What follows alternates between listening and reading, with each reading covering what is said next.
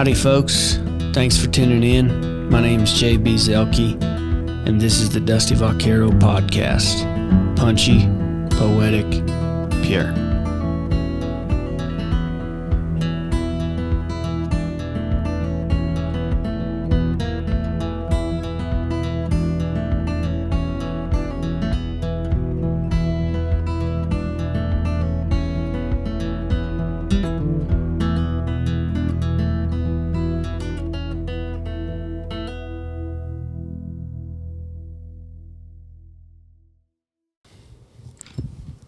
All right.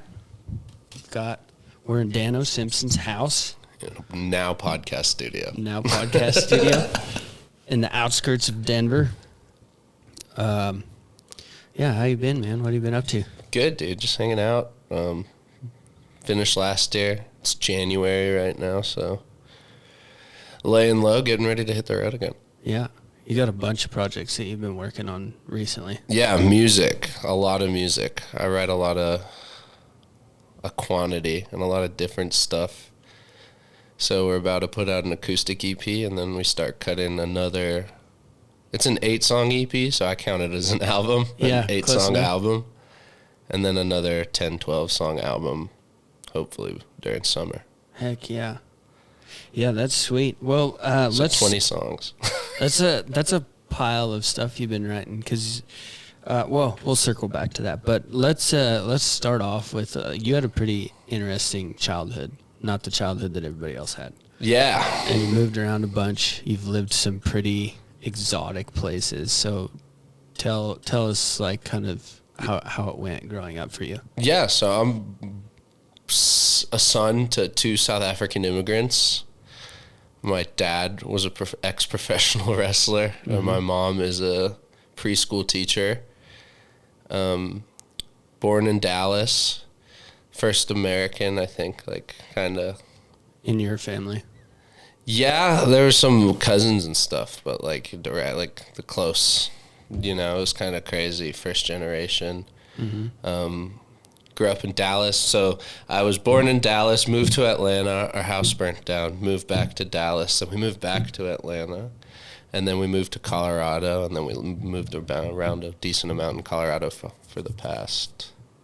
I've been here since I was 12, and then, yeah. And this is kind of where you got into music, was here in Colorado? Definitely, in Fort Collins, while I was in college at CSU. Mm-hmm. We're just freshly out of college at CSU.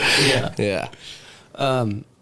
And your dad, you were telling me, like, your dad was kind of a big deal in the wrestling world. Like I don't think he was a big deal, like super big deal. Like our family definitely, like in South Africa, from what I've been told, this was before my time. But we're a prominent wrestling family. They owned and like operated a lot of I don't know if they owned, but they definitely operated a lot of the massive promotions in South Africa for wrestling. And, my family wrestled in Texas with some prominent people in the 80s and I think early 90s, and yeah. Yeah, and we're talking like WWE, WWF, that the type of wrestling. WCCW, Dallas Sportatorium. So I think it was like just before WWF was even really starting. Wow. And you were telling me kind of a cool story before we started this, that your dad took you to like a big event for your first time. Yeah, so our place burnt down, and I never knew. Like I'd always hear that he was a wrestler, but there was no proof because all his stuff got burnt. Mm-hmm. In the fire, and he kind of eventually found out that he was, the real, like he wrestled and was a part of the community and knew everyone, and he took us to an event in Atlanta and met some people. It was cool. It kind of solidified it for you, like, oh, he was Yeah, legit. For the first 10 years of my life, I was like, you're a liar. I was like a 10-year-old. I'm not looking my dad up on YouTube at that time. YouTube was like cat videos at that time, you know what I mean? So, yeah. It was pretty funny, and he was, it's pretty cool, interesting. Yeah. He always says he does what I do. Mm-hmm. He was a performer, but he had to do it in his underwear. He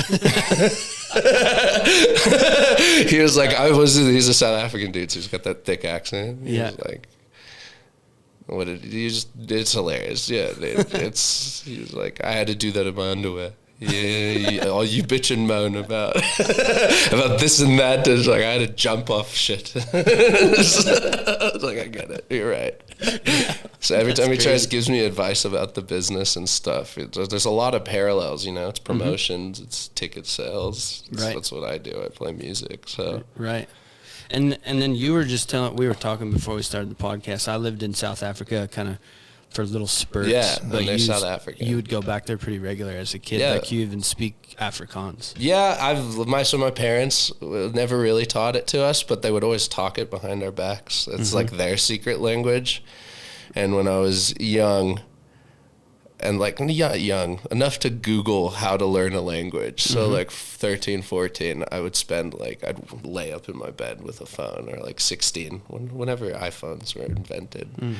And I would taught myself pretty decent Afrikaans so I could know, and then they'd yell at me in Afrikaans, and now I could know what they're saying. I could say something back. So yeah. Man, that's cool. Yeah, I figured a lot of people probably don't know that about you, that was your upbringing. Yeah, I didn't have a very traditional American upbringing. Our community was really tight. Most of my parents' family was South African. Family friends were South African, and they all immigrated kind of at the same time. So I joke, it's like I didn't meet an American. It feels like I didn't meet an American or had an American friends, because I was friends with all their family friends growing up, their kids. And it felt like this insular South African community inside of America. And then when I got to middle school, it was like, oh, I was raised different. We have different sets of values and jokes and senses of humor. I think the South African culture is way more rough. Oh yeah, absolutely. You've spent time there. It's right. It's and whoever's loudest talks, it wins the fight. Exactly. Yeah. Whoever says the most scathing thing wins the fight. Whoever wins the fight wins the fight. You know what I mean? Yeah, it's pretty rough. It is rough. I think that gives you a totally different kind of outlook on life, being the son of immigrants. There's a lot of Americans that's pretty lost on them, the things happening in the world right now, and just how tough it is to immigrate to this country and become part of it and just assimilate into culture. And I think that totally shapes your outlook on life. Sure. Definitely. I watched my parents get there. I was had a conscience while my mom was studying for her citizenship test while I was learning about the stuff she was learning in social studies.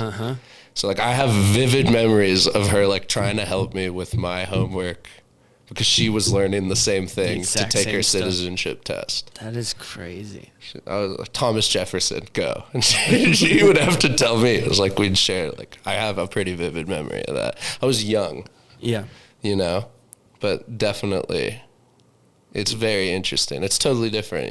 They're love this country so much. Yeah. It's a different level of appreciation, I think, my dad has for this country. Yeah, because they know how much harder it can be. Yeah, also. Yeah. And, South Africa is it's not there's in the hierarchy of, it's a pretty civilized place sometimes, but it's definitely different. It's definitely has its pockets of kind of crazy shit going on, Right.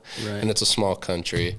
I think we're kind of lucky in this country to be so distant for Right. You can drive across. You can cover a lot of countries in Europe, driving left and right that you can in America. It's kind of wild. Yeah. It's very easy to never leave America. Very easy. Yeah. Super easy. And just kind of from the jump, being conscious of what's going on in the rest of the world. Right. Definitely was a different perspective growing up. Yeah. And we were just talking also before this about biltong. That was one of my favorite things when I was in South Africa. Yeah. You're a connoisseur of sorts. Tell people what biltong is. It's dry. It's cured jerky. It's not dried, right? It is air dried, but it's not dehydrated. Right. It's just a way of a traditional way of eating of preserving meat. Yeah, exactly. Yeah. Yeah, when I make that shit, and it's delicious. It's so good. When I was in South Africa, I did a bit of hunting while I was over there. And they taught me when I cut up those animals, like, this is how we, this is prior to refrigeration or electricity and all this stuff. Like, this is how you store meat. And I saw it in other places in the world too. They do something very similar in Mongolia and Argentina, places where you just, like, having a fridge and a freezer in your house is not a new thing. It's new. It's brand new in the scheme of things. Right. So this, if you want to preserve a whole animal you just killed, it's a great way to do it. But it's basically jerky, but it's delicious and it's air dried. But I thought that was pretty cool that you make that stuff here and kind of keep some of that South African heritage going. It's not even, I don't even know it's heritage. It's delicious. And it's so easy. You know what I mean? Like, my dad used to make it when I was growing up, and it's like, you can do it in a cardboard box with some coat, like a coat hanger. It's like, all you need is like vinegar, spice, meat, yep, and a fan. Exactly. And you have biltong. Yep, you can make it. Okay, well, let's talk. So your parents come over here. You grew up in Dallas. I grew up mainly in Atlanta. In Atlanta, okay. I was born in Dallas, and look, we have a ton of family. Like, my parents currently live in Dallas. Mm-hmm. A lot of our family lives in Dallas. But I would say I grew up from, like, primarily in Atlanta, or in Alpharetta, mm-hmm. and Colorado. Got it. Like, pre-middle school and consciousness was, like, Atlanta. I don't really remember living in Dallas because I was alive during that fire we had. But, like, mm-hmm. we moved around so much. I remember, I feel like I just came to consciousness when we moved to Atlanta, if that makes sense. Yeah. And then I think, so you were one of the very first artists that I ever did a Dusty Vaquero video with. Laramie, dude. We did it in Laramie in the Lunatic Leather Shop. Oh, yeah. In my buddy's garage where he was building saddles. But I remember when we were doing that video, you had talked about, like, your path to country music wasn't, you didn't even really, and still don't really consider yourself a country artist. You kind of, like, came through the punk rock side of things. Is that right? Yeah, like, because of, how do I say this? My music taste growing up and in the house was very English, mm-hmm. like, European dominated, like my U2 mm-hmm. and, like, all that stuff. And, like, my dad's favorite band is Queen. Oh, yeah. And rock. And then I fell in love with music, with, like, 90s alternative stuff. And, a lot of the harder music and, like, punk and all that kind of stuff. And then I found Bob Dylan when I was, like, 17. Mm-hmm. And it blew my mind. Like, because I've always been a words guy. I've always been into, like, English mm-hmm. class was the only class I'd get good grades in. Mm-hmm. And I wrote my senior thesis, like my senior paper, whatever, on Bob Dylan. I was just obsessed. Like, I mean, that was the moment the bug kind of came in. It was like, pick a prominent figure and talk about him or something. Yeah. And I wrote, like, deep dive for the first time in my life into someone's, like, catalog. Wow. And it blew my mind. And through that, I found, like, Jerry Jeff Walker. Mm-hmm. And, like, through that, I found Ramblin' Jack Elliott. Yeah. And, like, a lot of, like, cowboy folk singer, traveling vagabond dudes, right, which I think is, like, the most punk rock lifestyle ever. You know what I mean? Mm-hmm. And fell in love with town. Like, I hit Towns, and that's, like, I started writing songs pretty immediately after. I was like, that was the artist that, like, Towns. I say Towns made me want to songwrite, and then Guy Clark, like, taught me how to songwrite.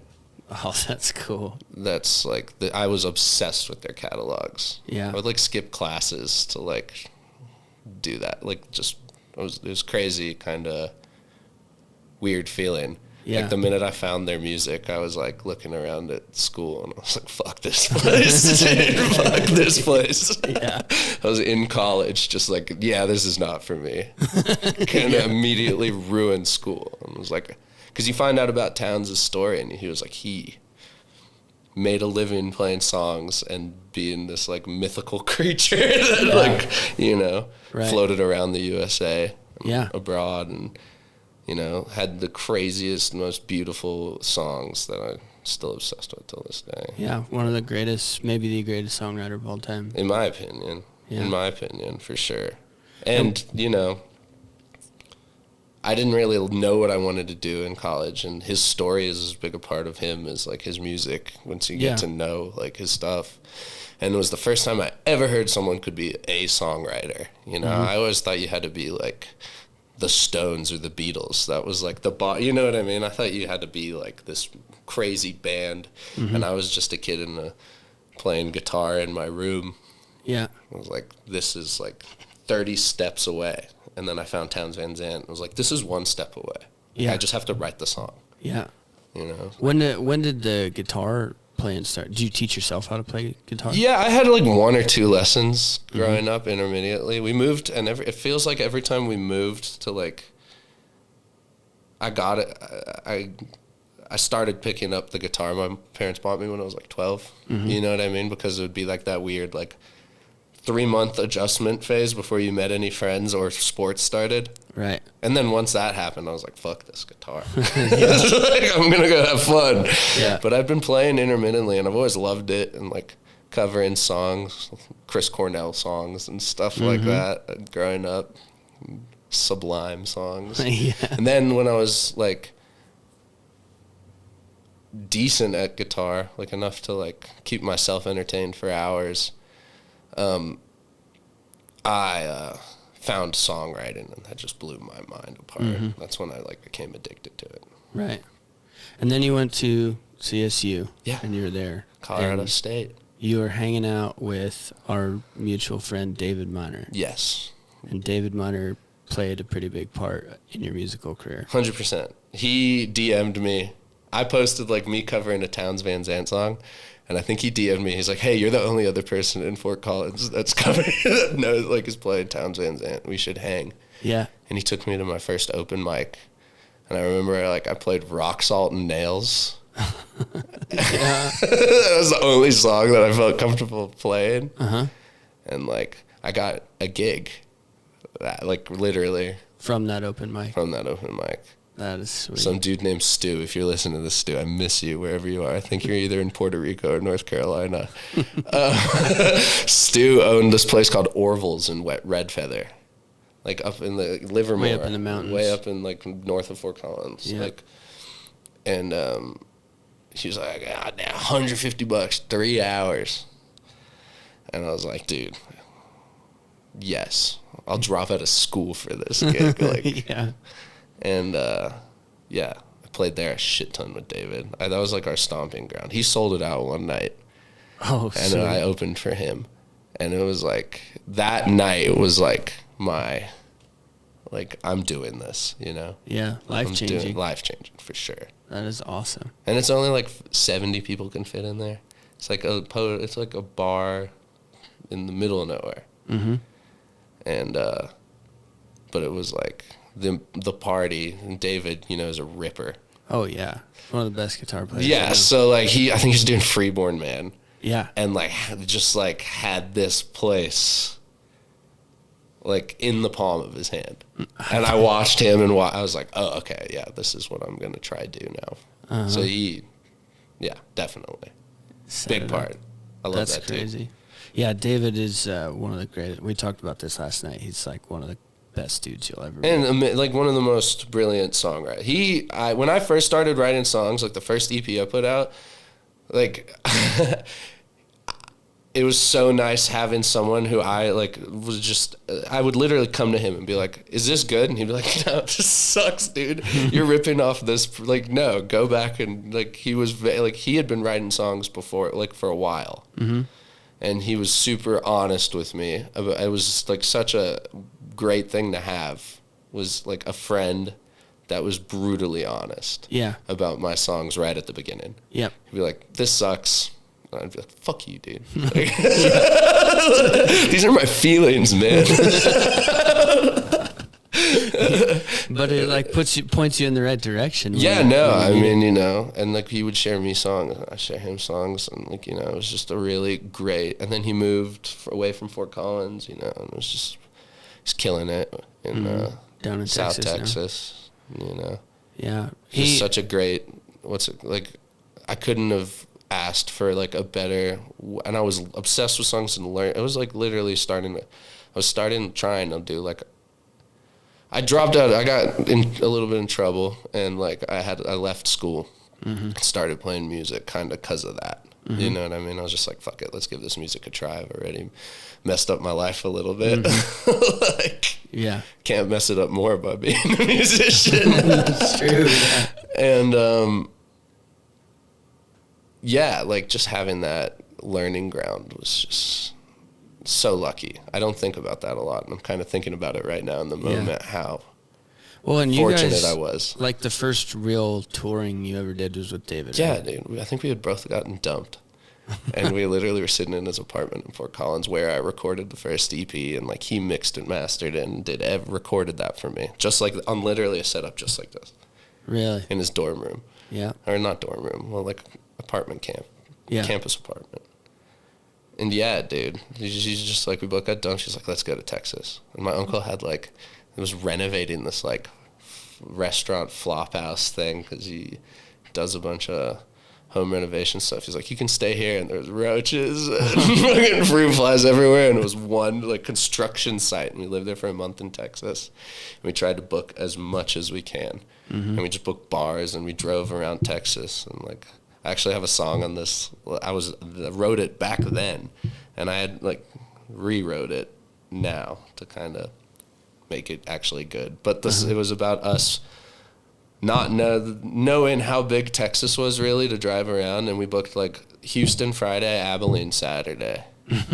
Yeah, and that's a long drive. And it was like our first, and we were like, this is impossible. How do people do this? We're just such idiots. And how old were you guys when you were doing this? I think he was like 21 and I was like 23. Dang. I'm 28, so it's like 5 years ago. Yeah. And what do you think was like the biggest lesson you learned during that tour, just figuring it out as you went? Okay. We played like every brewery we could, $150, 3 hours. We'd split it, 75 people. Like we were just fucking like sorry for cursing so much. That's It's right. on YouTube, right? Yeah. Okay, it's fine. We would just play anywhere, no tips. We would just literally be like, you hear Towns Van Zandt played here once. Let's go play here. You know, I heard Guy Clark played here. Like, let's go try play here. Like, that was our vibe. Lightning Hopkins is from this town. Let's go there. Yeah. And we just went on this like month-long walkabout along Texas and lived together in like a flop house outside of Dallas. And yeah, the lesson was whatever we were doing was not the right. Like, there's a better way to do what we were doing. Was the thing I took away from it. Right. You know what I mean? But the biggest lesson I learned was I love traveling and doing the Meeting new people all the time. songwriting thing and playing songs. And yeah. you know, Todd Snyder, really, the late great Todd Snyder was like my Towns Van Zandt was like was a little too far in the past for me to like really like. I couldn't find a ton of stuff. Recently, there's been a ton of videos, but like, you know, I'd watched all the Towns Van Zandt videos in the first 6 months of finding out who he was. But Todd Snyder was like the living embodiment of that ethos and like that kind of stuff. Right. And I was obsessed with him. And like, we'd literally just try I'd play Todd Snyder songs at all of these breweries and just like run around and just like try to live as a disciple of Todd without ever meeting him. Never met him. That's crazy. And now you've played a lot of places in Texas. What are your favorite places in Texas to play? I love Lukenbach. We're playing there in April. It's like it was the first real show I ever had in Texas was at Lukenbach. Jamie, the talent buyer there, sent me like a Facebook message and was like, you want to play Lukenbach? And I literally was like, yeah, well, who the hell is this loser impersonating a talent buyer from Lukenbach? He was like, no, like, real deal. I Googled him, and he's like, come play the Sunday show here. Like, just go. And I just literally didn't even book a tour around it. I got in my car, and he thought I lived in Texas. Oh, yeah. And I was in Fort Collins, and I think I just got in my truck, and I drove, like, a week later. Just like, you know what I mean? And I remember he came, and I was sleeping in my Ford. Do you remember my Ford Ranger? Oh, yeah. Hell, when I was touring out of that? Yeah, that thing never ran on all the cylinders ever. No, it was like dude. just barely getting around. Yeah, it's done. This is brutal. I think it had 273,000 miles on it. Oh, man. When it officially died. But, yeah, I was sleeping in the back of it, like, shirtless, and, like, my cameraman, he, like, looked at me. He found me in the morning and was like, who the hell are you, dude? And I played just that, like, 4-hour Sunday thing they do. And it's just, like, I've now, like, played the biggest show I've ever played was at Luckenbach. I'm getting the headline this year for the first time in the dance hall. I've opened for people in the dance hall. It's just and the people there I love. Like, I've gotten close friendships with. There, so And for people that have never been to Luckenbach, like, it's a very recognizable name, but what is it about Luckenbach, like, historically, that makes it so Jerry cool? Jeff. That it was the place he built. I'd love, like, Towns is number 1, Guy's number 2, like, him, like, Jerry Jeff's 3, for, like, that, and, you know, that top 3, the top 10 very much just mesh into one, you know what I mean? Right.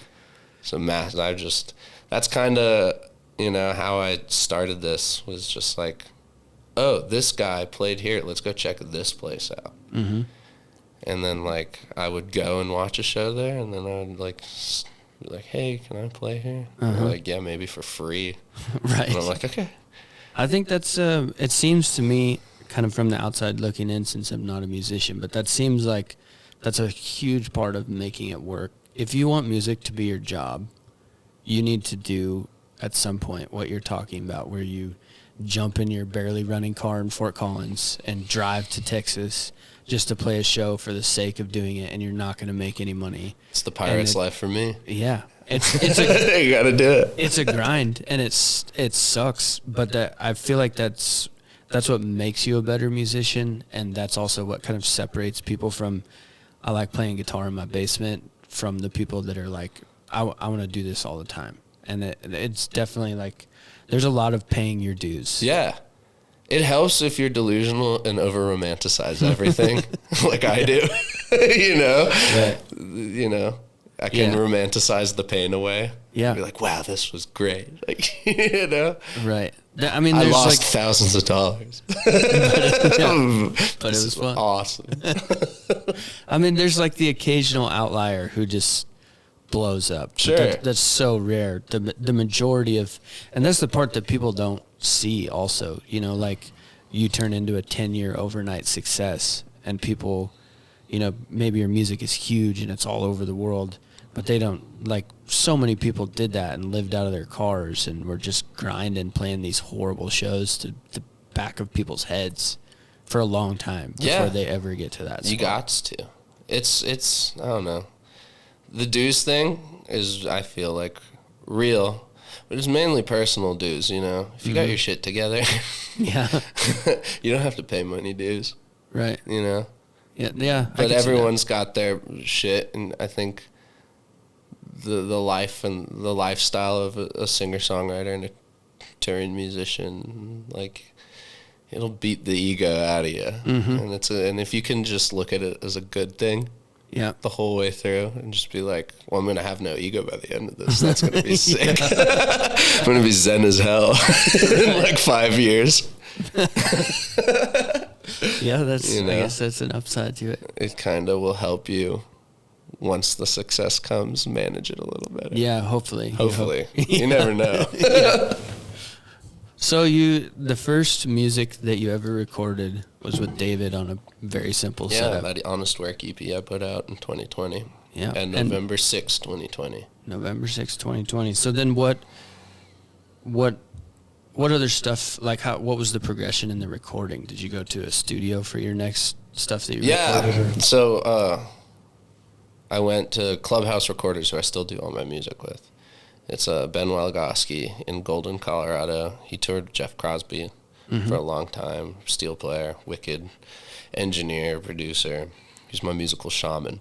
Yeah, he has a badass private studio that we record out of. And that kind of, I've done some recordings in Arizona with Dalton Domino. I did a couple singles there, but primarily the rest has been at Clubhouse recorders. Mm-hmm. And some of your music has like just very recently popped off and like gone onto the national scene. You're on a TV show. Yeah. And you're in an ad. Can you tell us about that? Yeah. Okay. Which first? Tell us about the ad first. The ad. Yeah, so my buddy Ryan Youngblood owns Sugar Hill Studios, and they had me fly out and be in a Cadillac commercial as like an extra, right? In this way longer Cadillac commercial that I wasn't really the focus of. Ryan's studio was the focus of. Mm-hmm. And I made a bad first impression because I smoked too many cigarettes too close to the new prototype Cadillac, and I think that made the handler's day really hard because I was nervous and I was hiding behind an open door smoking cigarettes. And he was like, "Dude, this is gonna cost me so much money to get the smoke smell out of if it smells like smoke." Yeah, it's like a one of one prototype. Yeah, Cadillac. Or like it was like not even released. It was that kind of like, it wasn't even for brand sale. New. Yeah. And this was a while ago. I think it's out now. You should buy it. Yeah, and I was this extra in this like kind of focus piece on the studio, and then like when they went to commercial, they chopped it up for 30 seconds, and like it was, they didn't even tell me that they were doing it, you know. And I'm playing like on the road in the background, and now it's on like football games, and like I'm getting texts from people like, "Dude, what's happening? What are you doing on Hulu right now, dude?" It's kind of wild. You said your grandma called you and she's like, I saw the commercial. I love it. I love it. Like, thanks. It's wild. Yeah, I didn't even know it was out. You know, she was kind of like the first person. Dang, I was like, crazy. What? Yeah, thanks. I had to call my mom and be like, "What is going on?" I'm in a Cadillac commercial. Yeah. Yeah, and then, so your other one, you were just recently on a TV show.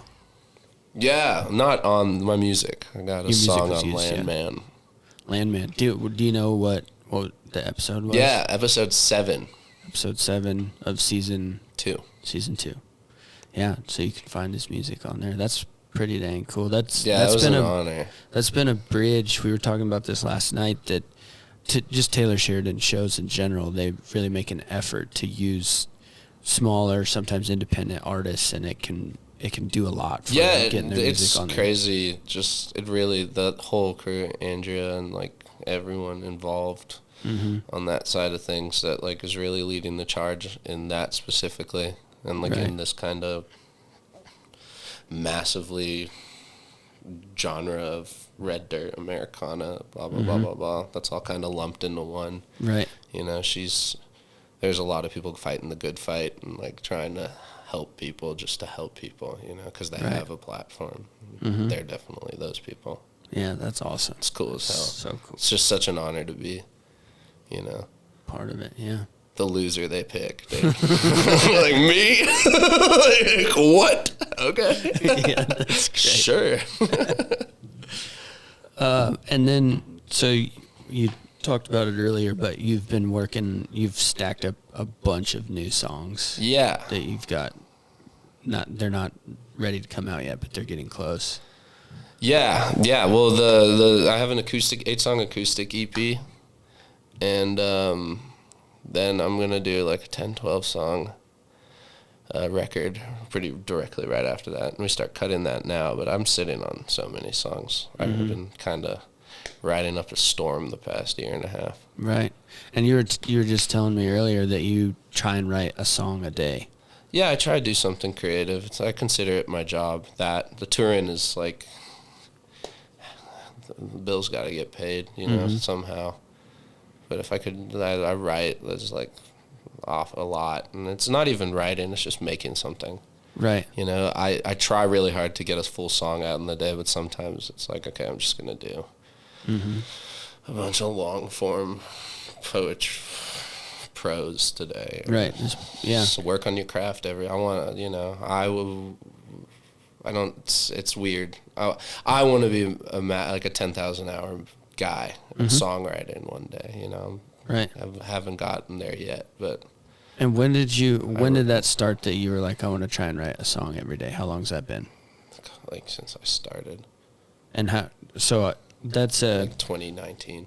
And you've been writing constantly. And have you ever read The War of Art, Stephen Pressfield? No. It's a book. It's one of my favorite books, but it applies to all art. But one of the big things that he talks about in that book is that you need to treat your art, whether it's writing songs, writing books, painting, whatever art you choose, that a big part of that is that you need to treat it like a professional. And a lot of people... It's the Guy Clark method. It's Guy Clark. It's like he wrote on graph paper at a in a workshop, in a work shirt. It was work. Yeah. You know what I mean? He's going to work every day. He's had a place. He was going, like, you got to work on it, you know? Yeah. It's like building a table, you know? Yeah, you got to build a bunch before you build a really good one. Before you can sell them for anything, before you can make any money doing it. Right. Yeah, that's it. The interesting thing about that book that I thought is he talks about treating it like a professional, but he's like, the majority of people, when they think of the word professional, that they think that you need to be making money off of it to be a professional.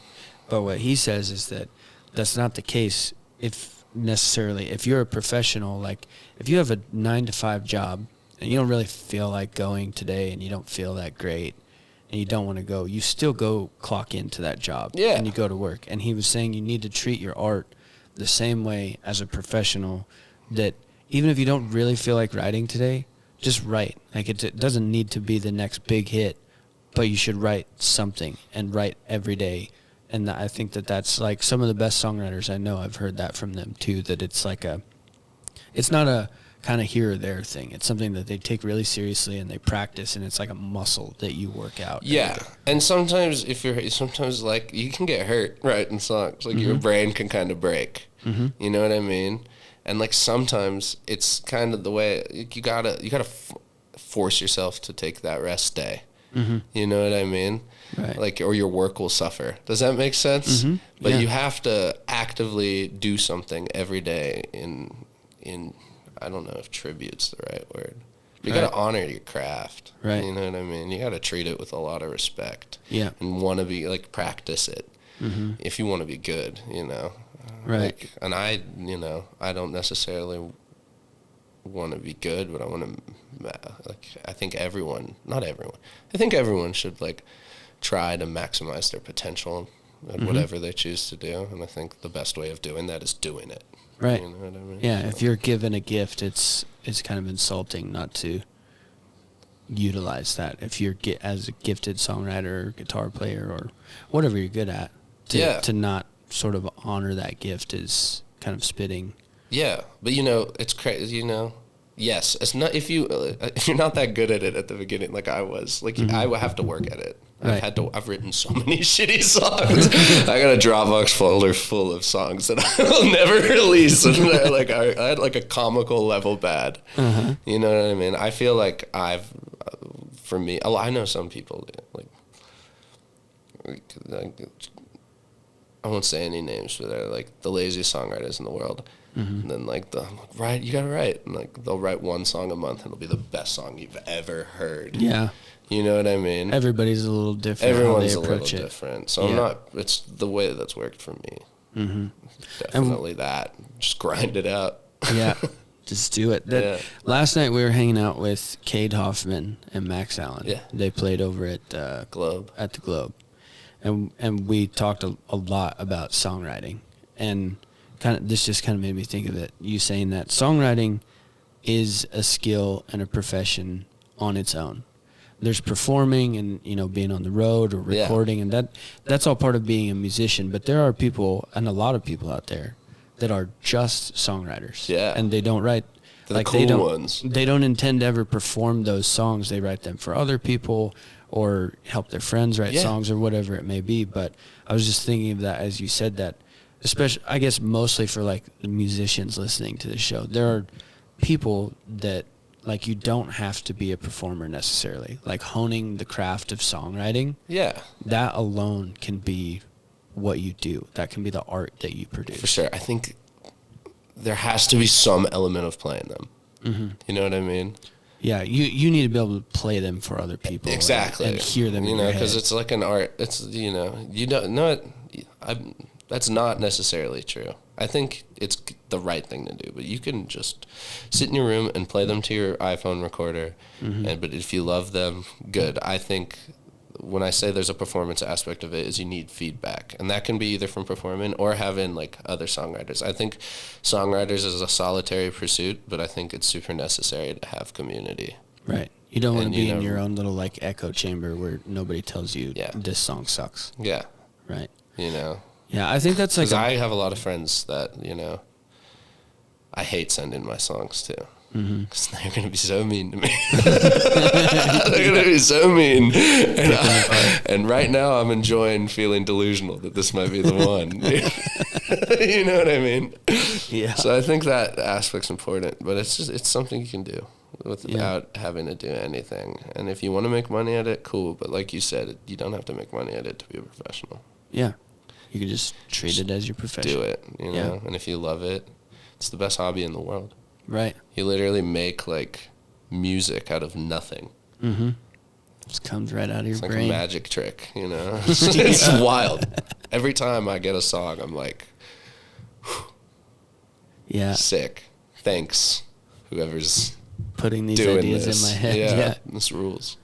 So on these new albums, you were telling me that they're kind of different, the albums. What are the kind of groups of songs that you're putting together? Yeah, so I released like kind of a heavier, I don't know what you would call it. What would you call the last album? I mean, it was definitely more rock than anything else. Weird songwriter rock stuff.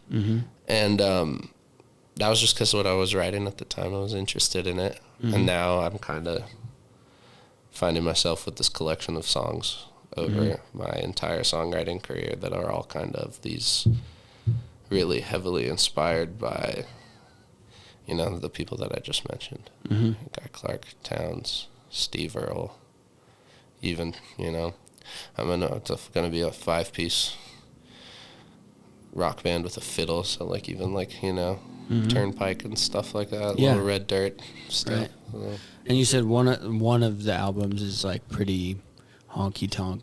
There's some songs on there that are just like, I would call it like a Western swing song. Yeah, definitely. My weird broke down version of that. Yeah, your take on it. Yeah. Yeah, I think you played me a couple of them, and I think people are going to love them. Yeah, thanks, man. They're like, this style of music definitely is what I learned on, and like how to write songs, and like I love these style of songs. Right. And then some of the other ones. They're so fun to play. Yeah, that's the stuff. You don't have to play fast and like catch your breath while singing, and like feel like you're gonna faint at altitude. You know what I mean? They're kind of like beautiful. Like, I think I was trying to convey a lot of like, not even anger, but like frustration and heavier emotions, more violent emotions in the last album. And like I was trying to make something beautiful, but I was trying to make something like energetic. And in this one, I'm kind of excited to like try and make something beautiful. Right. Do you know what I mean? Like explore that kind of sonic landscape. Right. And then you've got you played me a couple like real, they're love songs, some kind of sad love songs and stuff like that too, a whole plethora of stuff. Yeah, that'll be I have a song, we'll say one album will have a song about a stoned cowboy. Yeah. And a song about, a love song about apocalyptic end times. The whole, about the nuclear fallout. And you played that song about the stoned cowboy. It's a mostly true story about a guy you actually know. Yeah. And you were playing a show, I don't know when this was, like 2 years ago probably. You played 3. It was longer, dude. It was south of Cheyenne. You were playing a gig there. And he was there, right? Yeah. And he was so stoked when you played that song. Yeah. Because I name drop him, and it's his actual person. And he was so jazzed. It's just his name had so much alliteration, and he was telling me the story. He was telling me a smoke spot on the ranch. Yeah. And I was like, oh, yeah? He's like, I'll take you there. I was like, come on, dude. And, you know, I had just played a gig, and this lady had come up to me. She's like, you play no happy songs. Yeah. Like, I just want to dance. Like, I enjoyed your music, and it was heartfelt, but, like, I just want to dance. And instead of being like, I hate you, right, like, for this advice, I was like, you know what? I just had the weirdest time with this guy, you know? And she had said that, and it kind of hit me at once. I was like, I'm just going to write a Western swing dance song about the stoned cowboy. Mm-hmm. Heck yeah. Well, that's, that'll be, I think people are going to like that one a lot. Yeah, it's hilarious. Get people moving. I enjoy playing it. All right, I want to switch gears a little bit here. Yesterday was a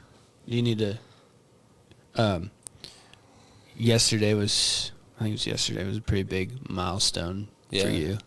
But 5 years off the sauce. 5 years off the sauce. And that's something that we kind of share in common. We've both been, like, it's, like, we talk about it every time that we're together. Cause it's a little bit of a battle. But someone to bitch to. It's so nice. Someone who understands. Both had our battles with addiction, but I wanted to congratulate you on 5 years. That's a big deal. Yeah, thanks, man.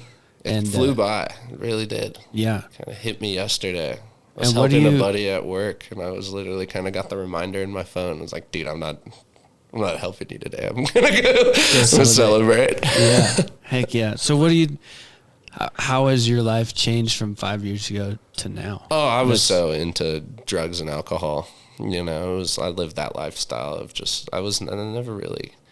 I came to a crash landing, and I got into some trouble and some legal trouble, and, you know, I was on probation for a while. Nothing crazy but I was just down like a really dark path of just, you know, loved to party, and like I only partied, and it became like the only thing I did, and like all the people I was friends with only partied, and you know, it was just a bad way to live. And then, you know, I probation helped, got whether you like it or not. Yeah. Whether I like it or not, I'm off the sauce. And then, you know, kind of ran with it from there. Right. And that's because my life immediately got better the minute I couldn't drink. It was like 6 weeks of being like, I hate my life. Right. Then I was like, oh, it's like met my girlfriend. It's like she loves the fact that I don't drink. She's, you know, got her relationship with people who drink a lot. She was like, this rules. Yeah. You know, and then like life just progressed. And I was like, oh, now you're playing shows. Now you know, I was like, oh, now you found songwriting. And like you think your songs are better when you don't drink. Like all that stuff. And it just kind of accumulated and snowballed into being like, my life immediately turned around. Yeah. Cosmically. Like it was weird. You know what I mean? Yeah. And we were talking about it last night. Like you don't really miss it at all. No. Not going back to that. Yeah, it's not even missing alcohol. I just don't miss the way I was living. Yeah. Yeah, I feel the same way. That's something that, like, it totally changed the way I look at everything. Yeah. And I'm very glad I did. Not to turn this into a woo-woo sober podcast, but no, it's not. Like, it was a big part of me and you connecting, and we talk about it all the time. We've got several other friends that have gone through it, and it's always like hey, we're at this music venue. We're just going to stand next to each other. You're not drinking, I'm not drinking. We're just going to stand here. We're going to just buy each other Topo Chicos all night. Exactly. Yeah, heck yeah. Well, you got a bunch of shows coming up this year. You're going, last year you were kind of hit the brakes a little bit, took it easy, didn't play quite as many shows. This year I needed it, you know. Yeah, took a step back from everything a little bit. But this year you're hitting it hard. Yeah, we got a lot of stuff announcing soon. That's, you know, we'll be on the road playing shows. Just really looking forward to traveling again, and, you know. And you're going to have a band with you this for sure, most of the time. 90% of the time. Some of the support stuff, sometimes it's going to be solo acoustic stuff, but every time it's going to be my show, it'll be band this year. Yeah. And where, regionally, like where are you We're trying to try to be everywhere, you know, Midwest, East Coast, West Coast. Hopefully we make it overseas this year. That's the dream. That's the goal. Play around the world. Fingers crossed. Shelby, please help it. Make it happen. Thank you. Yeah, but none of those shows are announced yet, or some of them are? No, we're all kind of like getting. When will this be out? Yeah. When do you think this will be out? Probably a month from now. Yeah, we'll be on the road. Look at me at dannosimpson.com/tour for our full tour dates. There you go. And you got a bunch of new merch and stuff too. Yeah, dude. Look at That'd this. be sweet. Where to go? Oh yeah. The Danno lighter. Yours for $7. Pretty sweet lighters. That's funny. Yeah. So, I guess I got a couple more questions, and then we'll wrap it up. But Lunch. yeah, we'll go find some lunch somewhere. Hungry. Let's do it. If you think of your favorite book, TV show, movie, if you could think of a character in one of those things, which character do you relate to the most? Or Hank think is Moody, most? Californication. Hank Moody. Do you know that show? Watch it. He's a writer, piece of shit, rock star kind of guy. And when I found him, like, he was the first TV character, I was like, I just want to be Hank Moody. Like, I want to be him, womanizing, wild. Yeah, I found that my mom wouldn't let me watch it. Because when it came out, and I was like, okay. And just because she said no, I couldn't watch it. You wanted to watch it more. I went to watch it by myself, and it was like immediately like, oh, this guy rules. He doesn't rule, which is the great lesson of that show. Yeah, he had a lot of personal growth to go through, but I was obsessed with that show and him for a long time. It's funny. Okay. Well, last question. I'll wrap it up with. But picture yourself sitting in a cold cell. It's your last day. You're gonna go hang. You're on death's door. Yeah, bro. You get to pick your last meal and your last song. What meal are you picking and what song are you picking?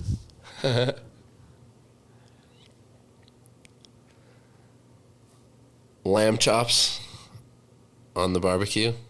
And Boerewors. Who's cooking this stuff? Me. Okay. My dad's helping me. Right. I've surpassed him on the grill. Okay. I've surpassed him on the braai. I can braai. Boerewors, lamb chops, pup, which is like cornmeal, gravy, French bread, baguette, good butter, and a Caesar salad. And My Maria's playing in the back. Let's go, dude. We're out of here. Dude. We're done. That's a good one. All right. Well, where can people find your stuff? DannoSimpson.com, you said? Yeah. What Instagram, Danno Simpson. Mm-hmm. Google me, bro. just type my name in. Hopefully it'll pop up. If not, no worries. No, it wasn't meant to be. Well, yeah, catch Danno's probably coming to a town near you this year, so we'll be playing a lot of songs. Go see him live. He's gonna have a bunch of music coming out this year. I'm gonna be wearing Download it. Nifty Dusty Vaquero hats that y'all should buy. Oh, and you're playing Dusty Vaquero Days this year. We haven't announced that yet, but I'm stoked. You're coming up. You're playing end of May, so come see Danno at the festival. Buy your tickets. Yeah, VIP tickets are gone. VIP tickets are they're sold out, but there's plenty of GA tickets left. So go to DustyVaqueroDays.com. Pick up some festival tickets. Come see Danno and a bunch of other all my friends, boys and girls. Yeah, playing great songs. So that'd be awesome. Cool. Well, thanks for doing the podcast. We did it, bro. Yes, sir.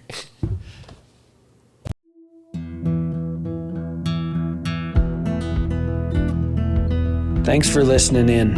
Don't forget to head over to DustyVaqueroDays.com. You can find festival tickets there. In our store, we have all kinds of different merch. Big thank you to Brendan Scott Green for making the original music for this podcast.